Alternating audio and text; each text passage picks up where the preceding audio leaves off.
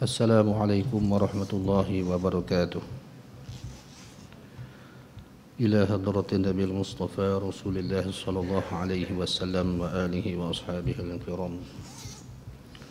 Thumma ila khususan ruh Al-Imam Hujjatul Islam Abu Hamid Muhammad bin Muhammad Al-Ghazali At-Tusi rahimahullahu al-bari wa qaddasallahu sirruh.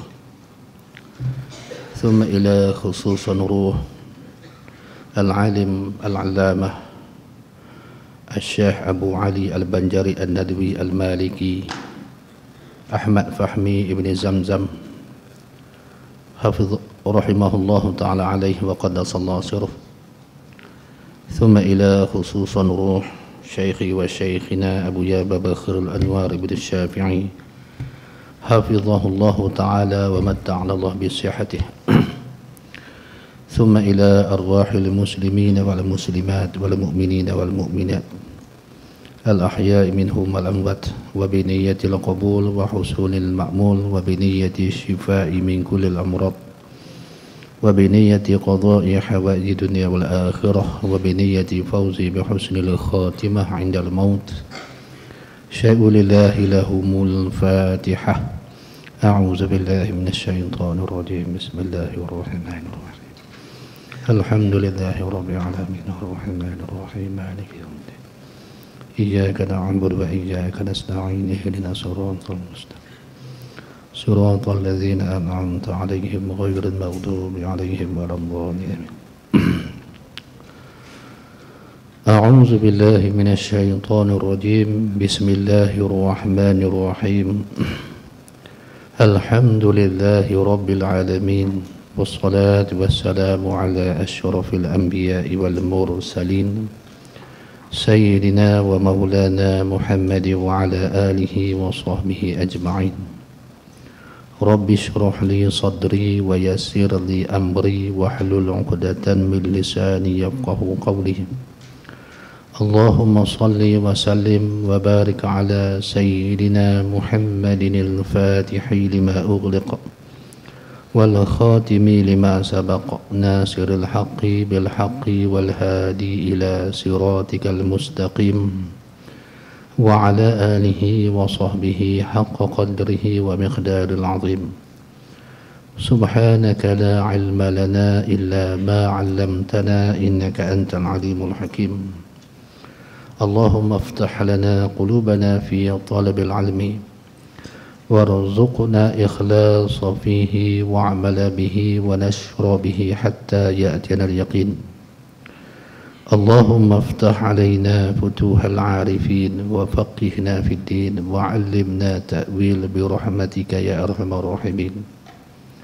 اللهم علمنا ما جهلنا وانفعنا بما علمتنا واجعلنا من المخلصين.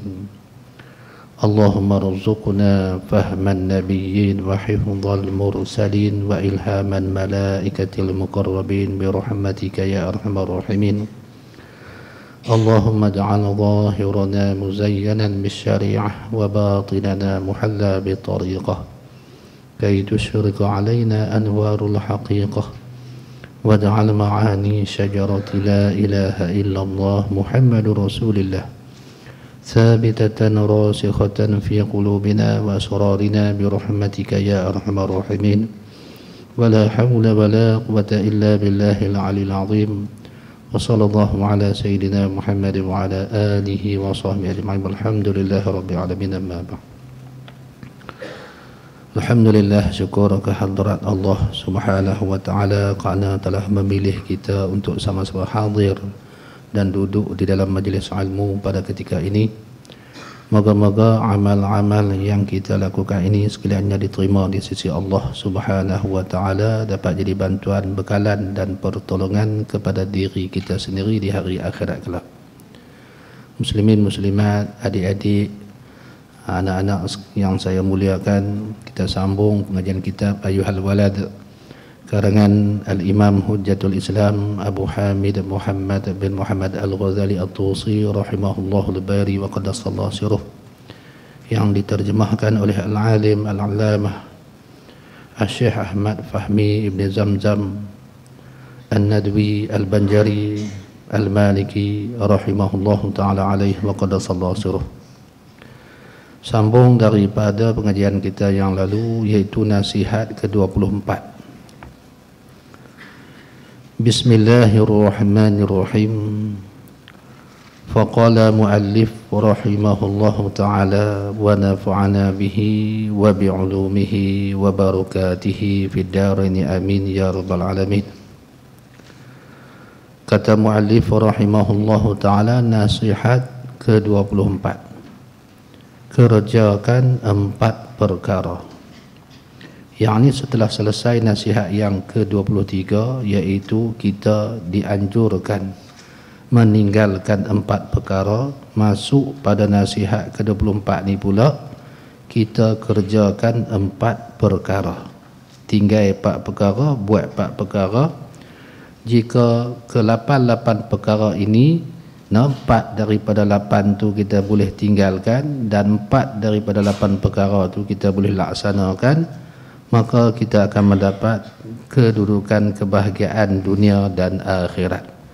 Dunia kita akan dapat ketenangan kerana mengikuti perintah Allah Subhanahu wa taala.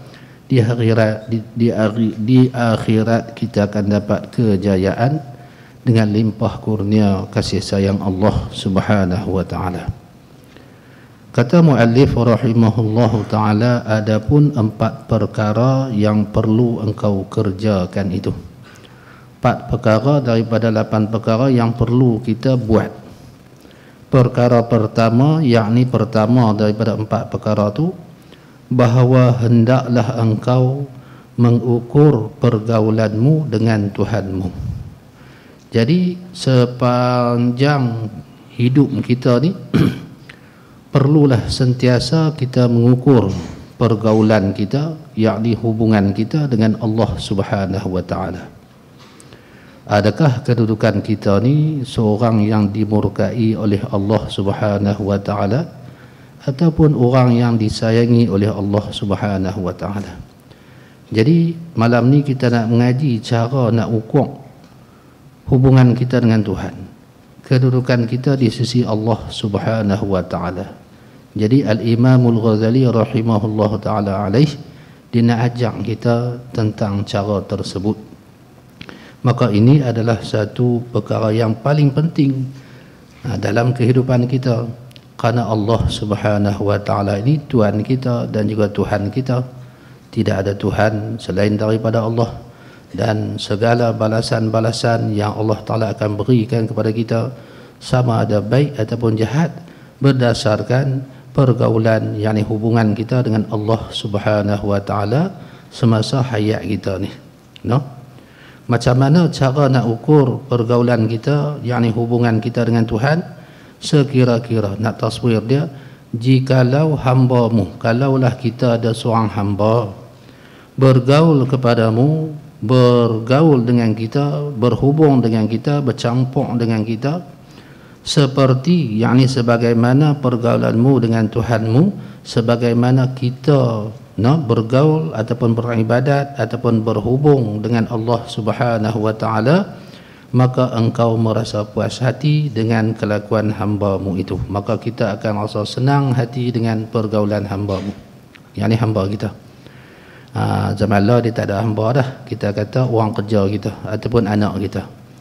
Jadi kita nak ukur tahap pergaulan kita, perhubungan kita dengan Allah Subhanahu wa taala, maka kita kena buat perbandingan, persamaan dengan pergaulan seseorang yang lain dengan kita. Contohnya hamba di sini ataupun anak kita ataupun sesiapa saja yang rapat dengan kita. Bagaimana pergaulan dia dengan kita? Sekiranya pergaulan dia dengan kita tu, cara dia bercakap, cara dia menegur, cara berkelakuan kita, cara tindakan dia terhadap kita, kita senang hati. Kita senang hati. Contohnya dia suka bagi salam kat kita, dia mentaati perintah kita, apa yang kita suruh cepat dia buat, maka perkara tersebut menyebabkan hati kita senang. Macam tu benda yang macam tu yang berlaku kat kita, adakah macam tu seperti itu kita lakukan kepada Tuhan kita? Kalaulah kita panggil anak kita, Zaid, mai Ustaz, tolong ambil spek mata ayah Ustaz, cepat dia mai hantar. Kemudian anak kita si Zaid itu pun dengan sopan santun dia serahkan apa yang kita minta kepada kita dengan hormat. Kita suka macam tu, senang hati kita macam tu, bahagia kita dengan perbuatan si anak kita terhadap kita, layanan dia terhadap kita. Maka dengan Allah Subhanahu wa taala, adakah kita sebegitu? Allah Taala perintahkan kita sembahyang pula awal waktu. Sembahyang pula Nabi SAW menganjurkan secara berjamaah. Adakah kita tunaikan perintah Tuhan? Ataupun waktu Tuhan keluar kita tu Allahu Akbar, lambat kita nak sembahyang. Maghrib cepatlah, tapi kalau lohor asar Allah lambat. Kan? Lepas tu kita pula beradab tak dengan Allah Subhanahu wa taala di dalam sembahyang. Adakah kita berjumpa dengan Tuhan, tunjuk ke Tuhan dengan malas, dengan tak khusyuknya, ikhlas tak apa-apa, dengan kejahilan tentang ibadat kita tak tahu macam mana nak khusyuk, tak tahu macam mana nak ikhlas, tak tahu macam mana nak cuci hati kita. Kita bawa keadaan hati kita yang cacat merbau, tak apa-apa, cinta dunia, cinta hak nu, cinta ni, yang tu kita tunjuk kepada Allah Subhanahu wa taala semasa kita berhubung, yakni menyembah Allah Subhanahu wa taala. Adakah lagu tu? Kalaulah keadaan macam tu, maka kita bandingkanlah dengan anak kita. Kalaulah dia lambat menunaikan apa perintah kita, apa arahan kita, kalau dia buat pun dia buat halal balai, dia ambil spek mata yang kita minta tu, dia campak lagu tu atas meja, nah ayah ambil. Contohnya, kita berasa macam mana? Tentu marah, tentu tak suka. Jadi kita ukur sebegitu. Kalaulah perbuatan kita dengan Allah Subhanahu wa taala seperti seorang anak yang soleh, tentulah Allah Taala suka kepada kita. Kalaulah perbuatan kita dengan Allah Subhanahu wa taala, kelakuan kita dengan Tuhan, pergaulan kita dengan Tuhan seperti anak yang durhaka, maka tentulah Allah Subhanahu wa taala murka kepada kita. Yang tu cara dia. Dan perkara ni dia kena sentiasa ukur. Kalau tak tiap-tiap hari, dia kena seminggu sekali. Kalau tak seminggu sekali, dia kena ada sebulan sekali. Kalau tak sebulan sekali, 6 bulan sekali. Kalau tak 6 bulan sekali, setahun sekali. Kita tak boleh dalam prasangka diri kita ni mengatasi segala kebaikan, ataupun duduk di dalam tahap yang memuaskan tanpa kita buat satu ukuran terhadap keupayaan kita. Kita bagi jawapan tanpa ada kajian terhadap diri kita. Kita bagi jawapan terhadap diri kita tanpa ada cek, tanpa ada pemeriksaan. Kita kata kita bagus tanpa kita sudi, tanpa kita cek, tanpa kita perhati diri kita. Salah. Quality control macam tu lingkup. Iman kalau kita buat QA macam tu, lingkup, jadi benda ni adalah tanggungjawab kita dalam nak memperelokkan kelakuan kita, pergaulan kita dengan Allah Subhanahu wa taala. Apabila kita muhasabah, kita cek diri kita tentang pergaulan kita dengan Allah, maka kalau ada kekurangan, kalau ada kecurangan, kalau ada kemerosotan ataupun apa-apa daripada penderhakaan kita kepada Allah, perbetul. Bertaubat kepada Allah Subhanahu wa taala. Baik. Dan engkau tidak merasa marah, maka engkau merasa puas hati dengan kelakuan hamba-Mu yang menurut perintah itu, dan engkau tidak merasa marah. Kita takkan marah kepada dia. Jadi apa yang engkau tidak suka bagi dirimu daripada perbuatan hamba-Mu yang al-majazi, yang bangsa pinjaman, yang sebenarnya hamba kita tu juga bukan hamba kita. Hamba kita tu makhluk Allah. Makhluk Allah Subhanahu wa taala. Sebab tu ada ta'liq di bawah tu, hamba-Mu yang majazi, artinya hamba-Mu yang diistilahkan dalam bahasa saja. Dari sudut bahasa dia panggil hamba lah. Kerana sebenarnya hamba ni bukan hamba kita, tetapi makhluk Allah taala dan hamba Allah. Itu ada ta'liq daripada Syekh Fahmi.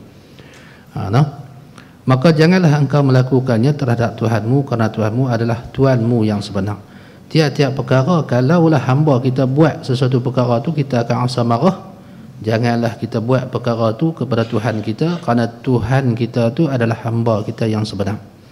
Kalaulah kita panggil anak kita, hamba kita ataupun kuli kita, staf kita, dia lambat tunaikan perintah kita, kita rasa marah dengan Allah, arahan Allah, suruhan Allah, janganlah kita buat macam tu, kerana Allah Subhanahu wa taala tentu akan murka kepada kita.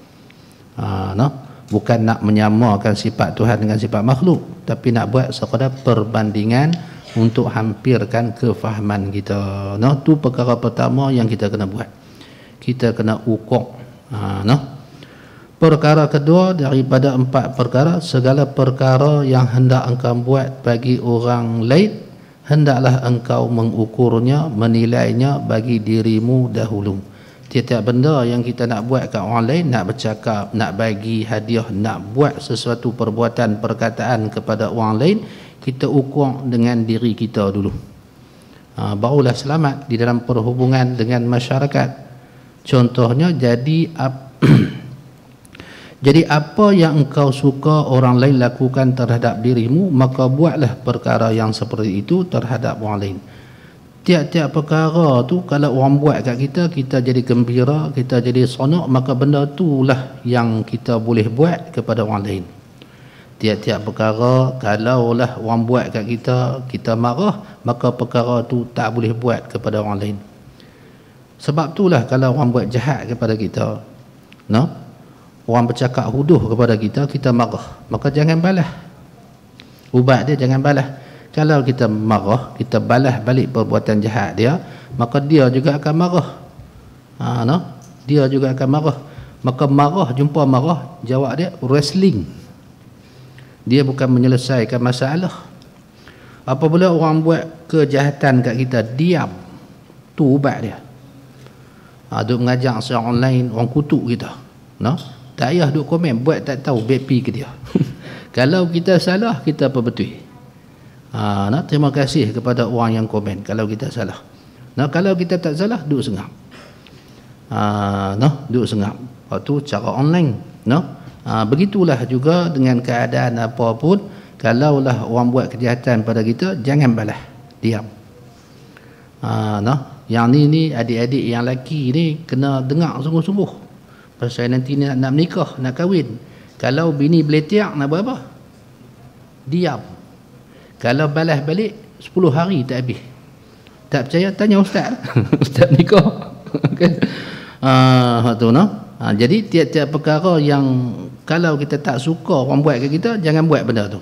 Contohnya yang ustaz bagi apa dia? Orang jekah kita. Orang jekah kita dengan perkataan yang kita tak suka. Maka jangan kita balas balik. Pala otak hang panggil aku macam tu, dia tentu akan jadi marah. Dia akan tentu jadi marah. Jadi apabila dia marah, dia akan balas lagi perkataan yang tak baik pada kita. Jadi dalam nak memutuskan segala perkara yang jahat, kena diam, jangan balas balik. Baik. Jadi begitulah kalau kita nak bercakap dengan orang, nak buat apa kat orang, kita ukur. Kalaulah orang buat kat kita macam ni, macam mana, kita suka tak, gembira tak? Kalau gembira, baru boleh kita buat, baru boleh kita bercakap, baru boleh kita beri. Kalaulah kita rasa orang buat macam ni kita akan sakit hati, jangan buat kat orang lain. Maka kita akan selamat dunia akhirat dalam bentuk perkara ni. Kerana iman seorang hamba tidak sempurna, tidak akan sempurna, kerana iman seorang hamba Allah Subhanahu wa taala, dia tak akan jadi sempurna. Iman tu ada, tapi nak dapat kesempurnaan tu tak boleh, sehingga ia mencintai bagi seluruh manusia umat Nabi SAW apa-apa yang ia mencintai bagi dirinya sendiri, diri kita sendiri. Karena kalau kita nak mengejar kesempurnaan iman, kita kena mencintai dulu seluruh manusia sebagaimana kita mencintai perkara tersebut berlaku kepada diri kita sendiri. Kalau kita suka dilayan dengan baik, maka kita kena melayani orang baik. Kita kena melayani orang dengan keadaan yang baik. Barulah nak sempurna iman. Kerana orang yang sempurna iman ni, dia mencintai saudara dia sebagaimana dia mencintai diri dia sendiri. yakni apa-apa benda yang kita suka orang lakukan kepada kita, maka kita juga suka kawan kita, saudara kita, manusia yang lain dapat apa yang kita suka tu. Tu baru sempurna iman. Kerana orang yang sempurna iman, hati dia jernih, hati dia baik. Dia bukan jenis orang yang suka cari masalah. Dia orang yang suka menyelesaikan masalah dan menghilangkan masalah sekalian manusia. Kalaulah seluruh masalah ni ada dalam dunia ni mai kat dia, masalah itu akan terberhenti di situ, berhenti kat kita. Pasal yang ada pada orang yang sempurna iman hanyalah kebaikan. Dia tak ada benda jahat nak bubuh dalam hati dia. Dia tak ada benda jahat yang tersimpan dalam hati dia. Jadi yang keluar daripada dia hanyalah benda baik, cakap elok, akhlak yang elok. Jadi kalau kita nak jadi orang sempurna iman, kena macam tu, hati kena elok, no? Kemudian kata muallif rahimahullah ta'ala, perkara yang ketiga daripada 4 perkara. Apabila engkau belajar satu ilmu atau engkau mentelaahnya ilmu, mentelaah ni mengulang kaji, maka sayugianya sepatutnya bahawa ilmu yang engkau pelajari itu akan memperbaiki hatimu dan membersihkan jiwamu, yakni ruhmu. Jiwa tu ruh. Kalaulah kita belajar satu ilmu ataupun kita mentelaah mengulang kaji satu ilmu, jadikan ilmu yang kita belajar, ilmu yang kita mentelaah tu dia ada faedah untuk membaikkan hati kita, membersihkan ruh kita. Membaikkan hati dengan makna menghilangkan segala sifat yang tercela di dalam hati kita, membersihkan roh kita, yakni mengangkat darjat roh kita daripada amarah kepada lawamah, daripada lawamah kepada mulhimah, daripada mulhimah kepada mutmainnah, daripada mutmainnah kepada radiyah, sebegitu. Jangan ilmu yang kita belajar, ilmu yang kita mentelaah tu dia menggelapkan hati kita.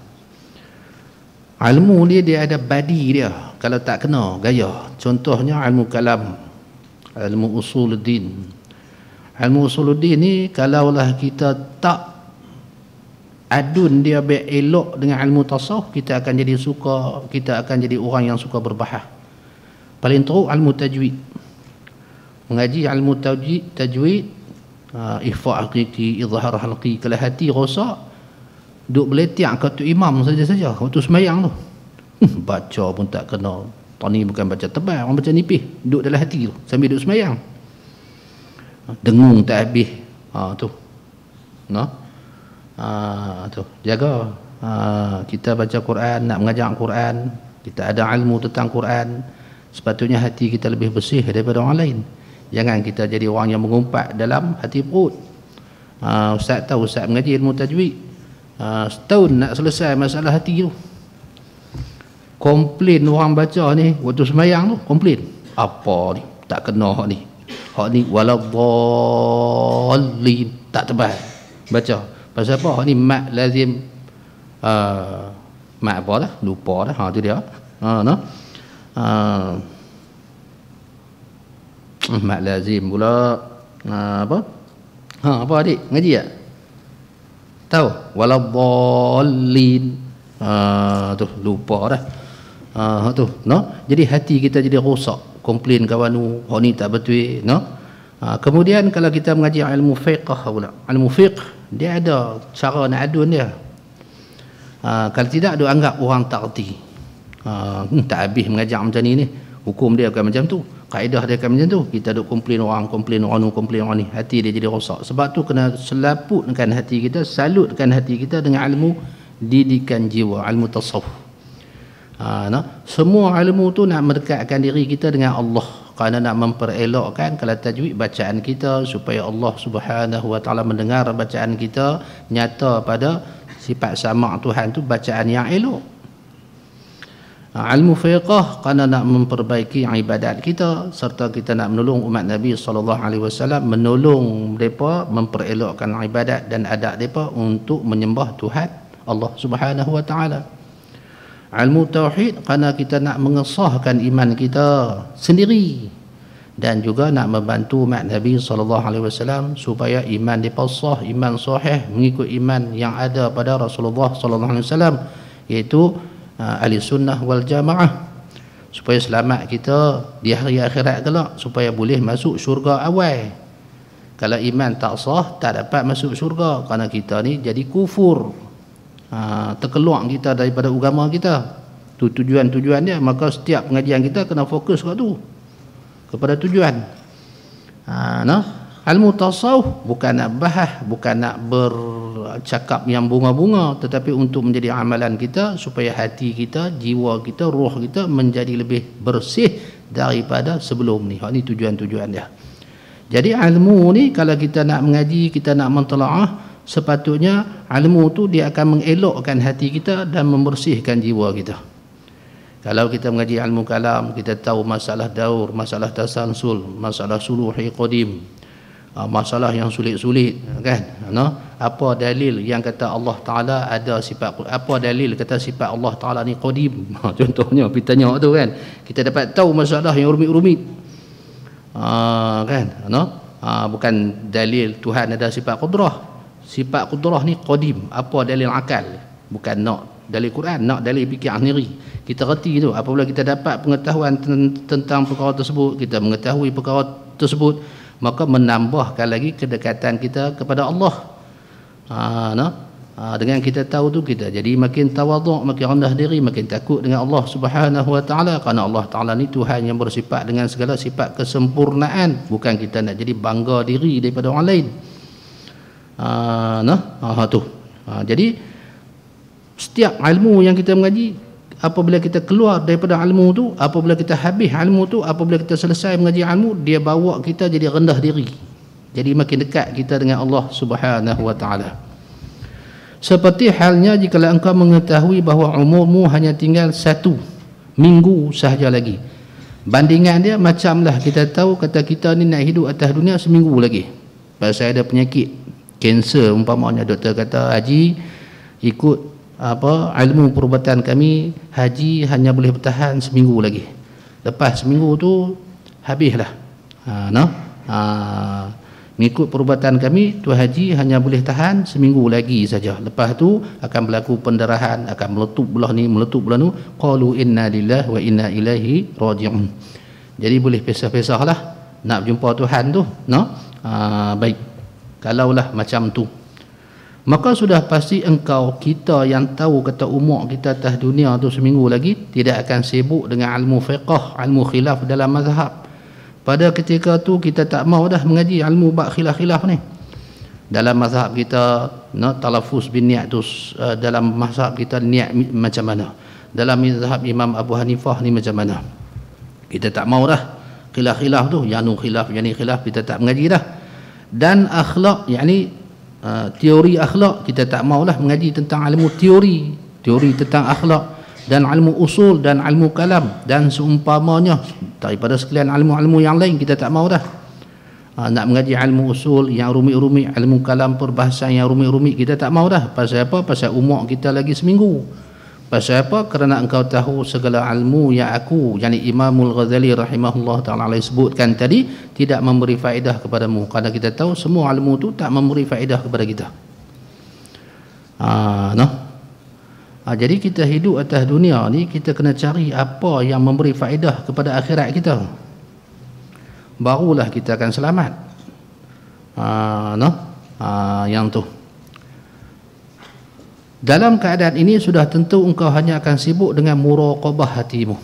Muraqabah hati, sentiasa memperhatikan keadaan hati dan menghilangkan segala perkara yang cuba merosakkan hati kita. Tu muraqabah hati. Lagi seminggu kita nak mati itu, tentu kita fokuskan kepada hati kita.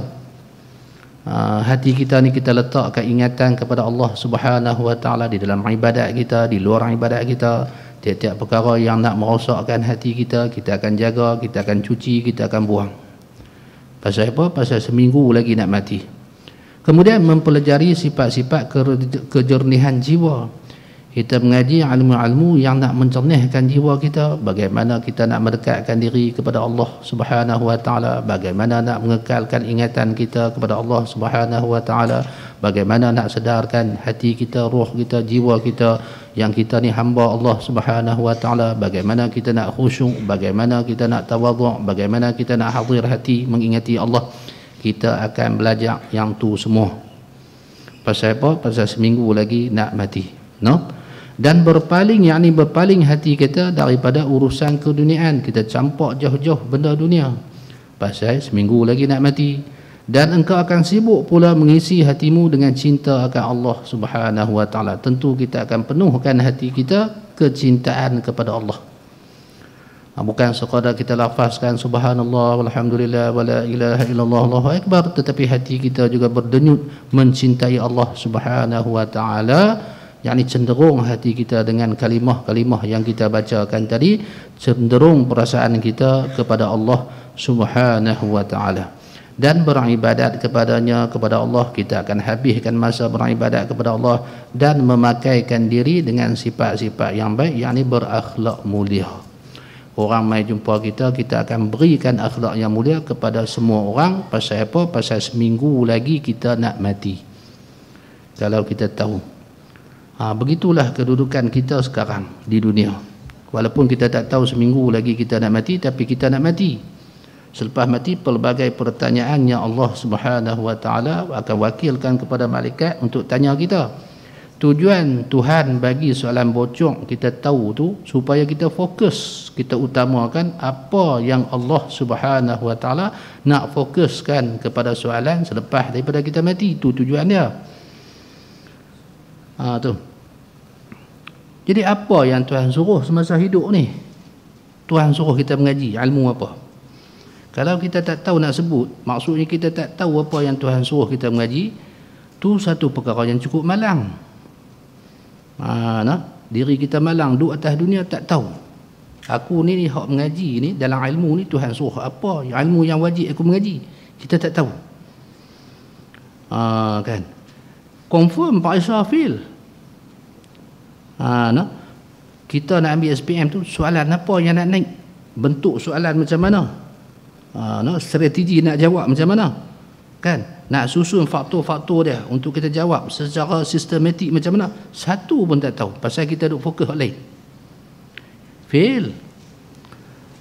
Tak dapat straight A, jangan kata straight A, straight D pun payah, dia straight E. Kan? Kita nak masuk kubur, kan?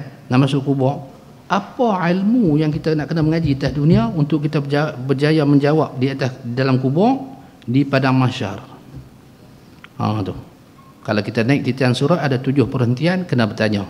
Kalau di selepas di padang mahsyar tu, waktu berjalan nak pergi ke mizan tu ada 10 tempat perhentian, 10 soalan.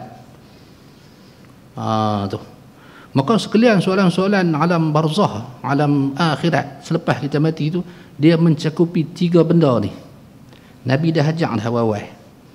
Akhbirni minal Islam, akhbirni minal iman, akhbirni minal ihsan. Dia mencakupi soalan-soalan usuluddin, sifat-sifat Tuhan.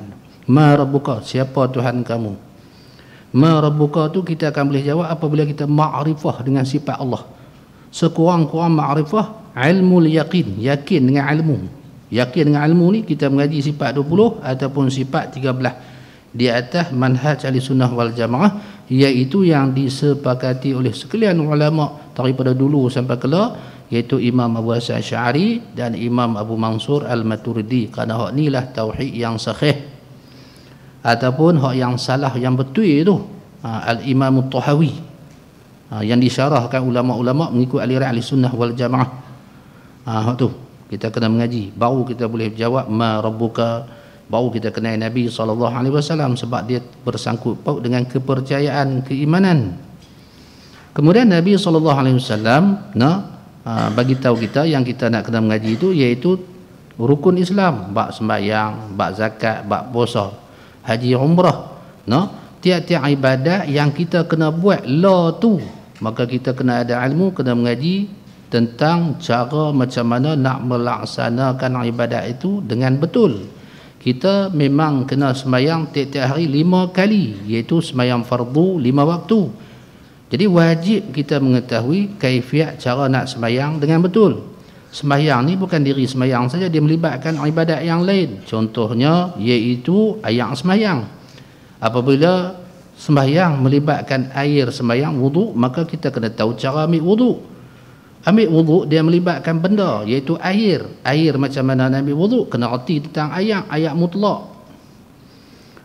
Lepas tu wuduk ni dia ada anggota wuduk, dia ada perenggan dia. Muka hak dia dekat mana, tangan hak dia dekat mana nak kena basuh, kepala hak dia dekat mana, kaki hak dia dekat mana.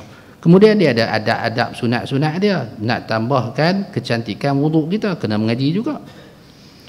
Kemudian ayat tak ada, nak ambil yang semayang tak ada, nak mandi jenabah tak ada, nak buat macam mana? Nabi ataupun Allah Subhanahu wa taala berfirman, iaitu boleh kita gantikan dengan tayamum. Maka kena mengaji bab tayamum, hukum tayamum. Tayamum ni macam mana, tahan dia lama mana, kena erti habis. Tu baru satu ibadat bab semayang. Begitu juga zakat. Zakat dia ada harta yang wajib zakat, harta yang tak wajib zakat, ini haram kita keluarkan harta tu dengan nama zakat sebab Tuhan tak suruh.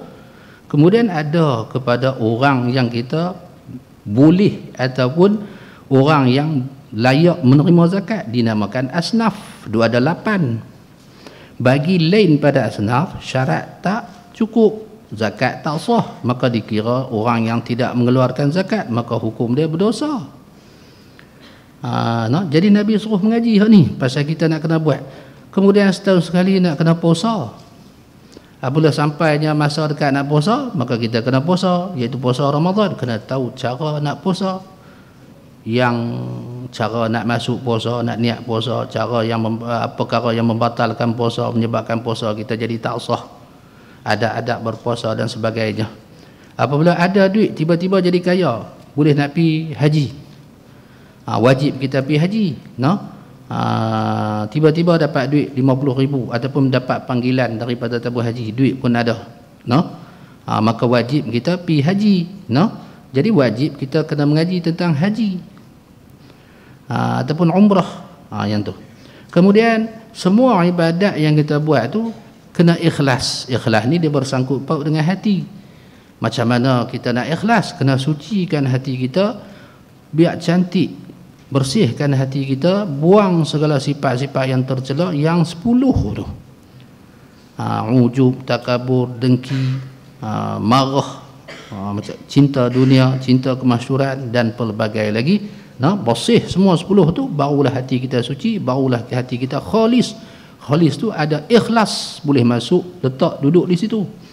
Selagi mana ada riak, tak akan ikhlas. Selagi mana ada takabur, tak akan ikhlas. Selagi mana ada dengki, tidak dapat ikhlas. Selagi mana perongah, pemarah, tidak dapat ikhlas. Jadi hati kena habis suci daripada segala sifat tu, baru kita boleh ikhlas. Kan? Jadi disuruh kita mengaji ilmu tasawuf. Jadi sepanjang hidup kita ada tak kita mengaji tentang ilmu yang 3 ni? Kalau tak ada, kita kena mengaji, pasal yang tu lah Allah Subhanahu wa taala akan tanya. Bandingan dia seperti yang dinyatakan oleh Al-Imamul Ghazali di sini, iaitu kalaulah kita nak hidup lagi seminggu saja di dunia, tentulah kita akan fokus kepada benda yang Tuhan nak tanya, Tuhan nak persoal. Kita tak akan fokus kepada lain daripada tu.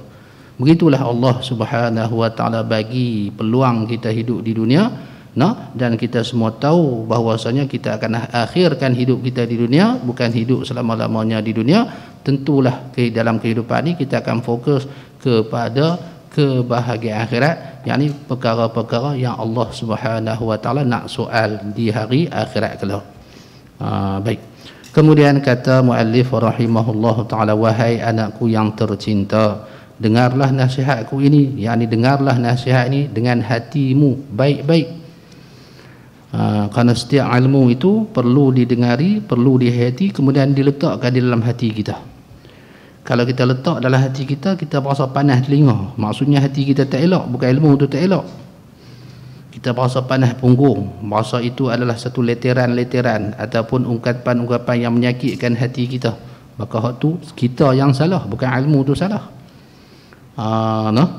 Baik. Kemudian fikirkanlah isinya, isi kandungan yang kita pelajari, semoga engkau kelak mendapat keselamatan, yakni keselamatan dunia akhirat. Ilmu ni kita kena letak di dalam hati kita. Kemudian kita kena fikirkan dengan akal kita apa yang kita pelajari, barulah dia akan hasil faedah. barulah dia akan hasil faedah ilmu. Kalau kita tak buat dua perkara ni, dia akan jadi kosong, dia tidak akan mendapat faedah apa-apa. Dan cubalah engkau fikirkan, seandainya engkau telah diberitahu bahawa sultan satu minggu lagi akan memilih engkau sebagai menteri besar. Ni cerita bab menteri besar pula ni. 12 bulan 12 bulan.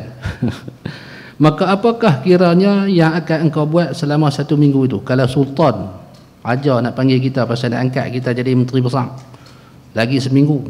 Jadi dalam masa seminggu tu kita nak buat apa? Kata Al-Imam Al-Ghazali rahimahullah ta'ala, ketahuilah sesungguhnya engkau dalam masa 1 minggu ini sudah pasti tidak akan mengerjakan sesuatu kecuali perkara yang engkau sangkakan sultan akan melihat dan memerhatikannya perkara tu.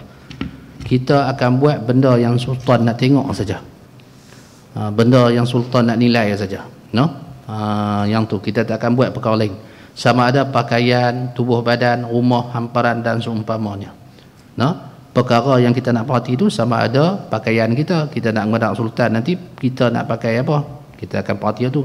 Kemudian tubuh badan kita, rupa parah kita akan perelok. Kemudian tempat nak berjumpa, contohnya sultan nak main rumah kita akan hiaskan rumah kita atau suatu tempat. Kemudian hamparan, sultan nak duduk tang mana, kita nak duduk tang mana, kapek macam mana, kita akan fokus pada benda tu sahaja. Kalau sultan nak main jumpa kita, kerana nak angkat kita jadi PM,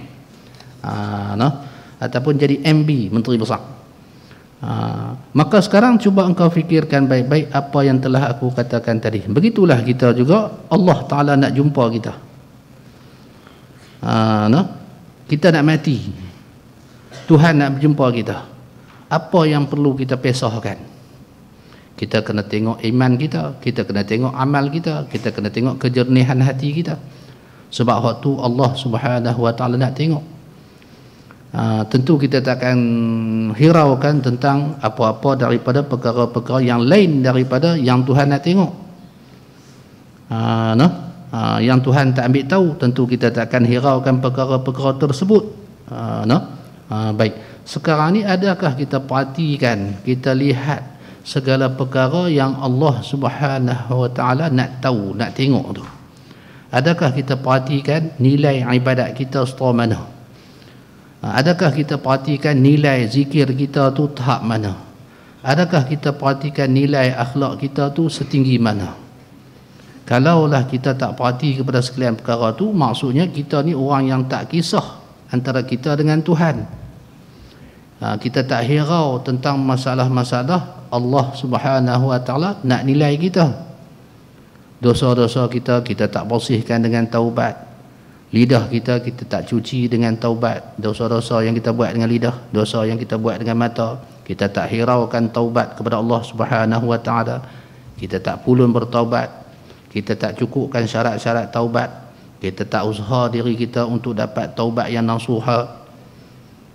Itu maksudnya kita orang yang tak peduli hubungan kita dengan Allah dan tak peduli apa yang Allah Ta'ala nak periksa dengan kita nanti. Baik, maka sekarang cuba engkau fikirkan baik-baik apa yang telah aku katakan tadi, kerana engkau adalah seorang yang cepat faham. Al-Imam Al-Ghazali dia suruh kita fikir dengan hati nurani kita, apa yang dia syarahkan, apa yang dia huraikan, kerana kita ni, kata Al-Imam, orang yang boleh faham, orang yang cepat faham, dan perkataan yang sedikit sudah mencukupi bagi orang yang bijak. Orang yang bijak ni, benda orang cakap sikit dia mudah faham. Jadi orang bijak, guru cakap 5 patah perkataan, 7 patah perkataan, kita dengar tu, kita hayati, kita fikir dan kita boleh faham. Jadi orang bijak. Rasulullah sallallahu alaihi wasallam, yakni Rasulullah bersabda dengan perkataan yang sikit, tapi makna dia luaslah. Innallaha la yanzuru ila suwarikum wala ila a'malikum walakin yanzuru ila qulubikum wa niyyatikum. Sesungguhnya Allah tidak memandang kepada rupa tubuhmu dan bukan pula memandang kepada amalanmu. Tempat nilaian Tuhan bukan rupa parah kita. Kalau muka kita segak, tubuh badan kita tegak, Tuhan bukan nilai hak tu. Kalau kita hiaskan muka kita dengan perhiasan yang cantik-cantik, kita hiaskan tubuh badan kita dengan pakaian yang elok-elok, Tuhan tak nilai tentu. Tuhan tak tengok tang tu, Tuhan tak perhati tang tu, no? Dan bukan pula amalanmu, Tuhan tak tengok amalan-amalan kita, no? Tempat nilaian Allah Subhanahu wa taala ni, tetapi ya Allah memandang kepada hati dan niat kamu. Tuhan tengok hati kita waktu kita beramal, waktu kita buat baik. Tuhan tengok hati kita bagaimana, kemudian niat kita macam mana dengan kebajikan-kebajikan yang kita buat, dengan menuntut ilmu, dengan sembahyang, dengan puasa, dengan bersedekah dan sebagainya. Jadi di dalam hadis Nabi SAW ni, Rasulullah SAW dah bagi tahu kita tempat Tuhan fokus untuk beri pahala pada kita, untuk terima amal kita, untuk nilai kita, iaitu hati kita. Apabila yang tu tempat Allah Ta'ala beri keutamaan, tempat nilaian Tuhan, bagaimana kita jaga benda tu, hati kita. Adakah hati kita ni kita isikan dengan perkara-perkara yang yang memurkakan, yang menjadi sebab kita dimurkai oleh Allah Subhanahu wa taala? No? Orang yang jaga hati ni kalau nak faham macam ni. No? Kalau dia sembahyang tak khusyuk, dia tak puas hati dan dia cari jalan macam mana nak khusyuk. No? Kalau dia zikir tak hadir hati mengingati Allah, dia tak puas hati. Dia bersebut subhanallah, subhanallah, tapi hati dia ghalib, tak memandang kebesaran Allah, tak teringat pun dengan Allah, dia tak akan duduk senang. Tu orang yang menjaga hati. Orang yang tak menjaga hati, dia tak peduli benda tu. Sembahyang dia ikhlas ke, dia tak peduli. Sembahyang dia tak khusyuk pun dia tak peduli. Pasal apa? Pasal pegangan hati dia, kefahaman dia, orang lain tak tahu. Aku sembahyang sesat, aku teringat macam-macam. Macam-macam isu ada dalam hati aku semasa aku sembahyang, orang lain bukan tahu. Jadi buat apa aku nak pesah, buat apa aku nak peduli, orang tak tahu. Tu pandangan orang yang tak mempedulikan masalah hati.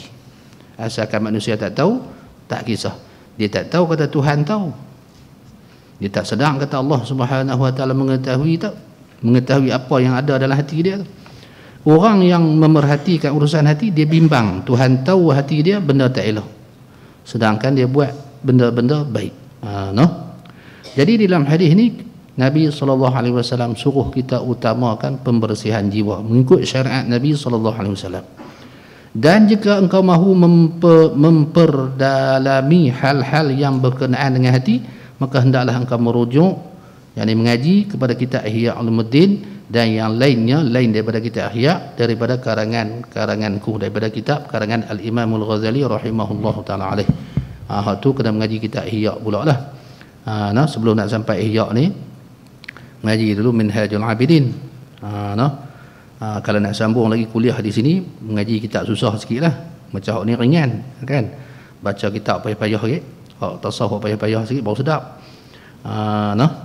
Baik. Ilmu membersihkan hati ini adalah termasuk ilmu yang fardu ain. Ilmu tasawuf ni ilmu fardu ain. Ilmu tasawuf ni dia ada 3 bahagian. Satu, tasawuf yang fardu ain. Contoh dia kitab penawar bagi hati tu. Kitab Minhajul Abidin pun iyalah, tapi dia peringkat yang tinggi orang panggil. Ilmu tasawuf yang fardu ain ni iaitu ilmu yang membicarakan tentang sifat-sifat hati dan cara-cara nak menyucikan sifat-sifat tersebut daripada hati kita, dan membicarakan tentang sifat-sifat yang mulia di dalam hati, sifat-sifat kecelaan, cara nak menyuci sifat kecelaan daripada hati kita, kemudian sifat-sifat yang baik, cara kita nak hiaskan hati kita, nak letakkan sifat baik dalam hati kita. Yang tu ilmu tasawuf yang fardu ain. Ada ilmu tasawuf fardu kifayah, contohnya macam kita hikam, mengaji ataupun dalam memfokuskan tentang hal-hal zauqiyah, tentang musyahadah dan sebagainya. Yang tu, no? Dan yang lain daripada ilmu tasawuf ni, ilmu membersihkan hati itu adalah fardu kifayah, kecuali sekadar engkau belajar hukum-hukum yang berkenaan dengan kesempurnaan mengerjakan kefarduan yang diwajibkan. Hukum-hukum mengenai yang bersangkut paut tentang perkara-perkara wajib yang Tuhan suruh kita buat, yang tu fardu ain. Lebih pada tu fardu kifayah, no? Fardu kifayah. Mudah-mudahan Allah Subhanahu wa ta'ala memberi taufik kepadamu sehingga engkau menghasilkan ilmu ini, ilmu membersihkan hati ini. Jadi kalau kita nak Jadi orang yang soleh kita mesti kena ada ilmu untuk membersihkan hati kita. Bagaimana cara nak membersihkan hati? Kalau tak ada ilmu ni, jawab dia tak boleh dah. Tak akan jadi. Kita sembahyang billah macam tu ya kan. Bangkit malam sembahyang tahajud, tasbih ni ilmu tak ada. Siling ni pun tak lepas iman tu. Lagi senang sesat, lagi senang tu ada apa, syaitan tipu. Kalau kita tak mengaji, kita ingat mudah. Saya mengaji sebab tu saya tahu kata payah. Kawan-kawan duk cerita amal-amal depa. Saya tengok atas bawah saya sengih gitu Mengaji tak mengaji sengih. Nak cakap lebih zaman lah payah. Biar api padan muka hang. Kalaulah memada dengan amal, Allah tak turunkan Nabi SAW. Nabi tak ada. Sebab apa? Rasulullah SAW dia bawa ilmu yang berbilion-bilion gandaan. Tu. Kalau ilmu ni tak penting, terus beramal, tak payah Nabi SAW. Takkan nak abang subhanallah. Tapi yang kata maha suci Tuhan tu sifat dia macam mana? Nak kena kenal. Yang kata maha suci tu. Lain orang yang sebut subhanallah dalam keadaan hati dia ma'rifah dengan Allah. Allah Ta'ala ni zat yang qadim. Dia faham tu, dia sebut istilah tu. Qadim ni apa dia? Zat tu apa dia? Yang menyalahi bagi sekalian makhluk. Menyalahi bagi sekalian makhluk ni dengan makna zat Allah bukan jirim. Dan sifat Allah bukan aurat. Dia faham. Tu. Allah Ta'ala mendengar segala ucapan kita, segala pujian kita. Mendengar Allah Ta'ala tu dia tahu. Bukan mendengar macam kita dengar. Tapi nyata pada sama sifat pendengar Allah, apa yang kita buat, apa yang wujud. Jadi apabila disebut subhanallah sampai tu. Kalau nak cerita ilmu hakikat, sampai bawah arash. Sebutan dia. Kalaulah mudah, tak perlu pada ilmu, tak perlu Nabi SAW, tapi perlu ilmu, kena mengaji satu step. Yang kata nafsu kita ni susah nak dibersihkan. Nak baik ini bukan hari ni. Pipilah buat haji tiap-tiap tahun pun, dia bukan esok tu jadi baik. Dia bukan lusa jadi baik. Dia satu benda yang payah nak didik nafsu kita. Yang tu kita kena faham, sebab tu ilmu tu penting. Ilmu tu penting. Tambah-tambah ilmu tentang pengurusan diri kita, pengurusan nafsu kita.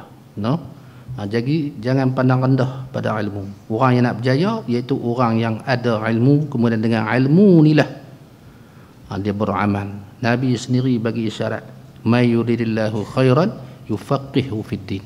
Siapa-siapa yang Tuhan kehendak dia itu dapat kebajikan, khairan, kebaikan syurga, kebaikan dunia, Tuhan buat apa? Tuhan akan bagi dia faham dalam agama. Perkara yang dia nak buat, perkara yang dia nak amalkan, dia reti cara dia. Baik. Sebab itulah Al-Imam Al-Ghazali rahimahullah ta'ala memohon pada Allah memberi taufik kepada kita sehingga kita dapat menghasilkan ilmu ni. Ilmu mana? Membersih hati. Kemudian kata muallif rahimahullah ta'ala, Aisyah masuk dah? Belum? Masuk dah? Baik. Ada satu lagi perkara keempat. Ni panjang cerita ni. Yang kata himpun harta dunia tu macam mana? Nak bagi cukup makan setahun macam mana? Yang ni bulan depan lah, insyaAllah. Wallahu alam. Ada apa soalan nak tanya?